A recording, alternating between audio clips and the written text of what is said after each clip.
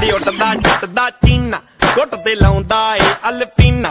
ਸਭ ਪਾਉਂਦਾ ਬੈਗੀ ਜੀਆਂ ਜੀਨਾ ਚੌੜਾ ਕਰ ਕਰ ਤੁਰਦਾ ਸੀਨਾ ਜੋਤੀ ਕੰਗ ਹੁਣੀ ਬਾਦੀਆਂ ਉਡਾਉਂਦੇ ਨੇ ਸਰ ਮਸਤ ਪੁਰੀਏ ਤਾਂ ਕੰਮ ਸਿਰਾ ਲਾਉਂਦੇ ਨੇ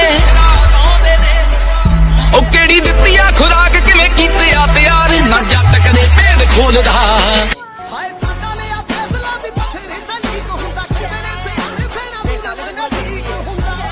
ਨਾ ਸਾਡੇ ਚੱਲਣੀ ਤਾਂ ਲੀਲ ਪਿਆ ਲੀਲ ਯਾਰੀ ਆਪਣੀ ਪੁਗਾਲੀ ਜੱਟ ਨੇ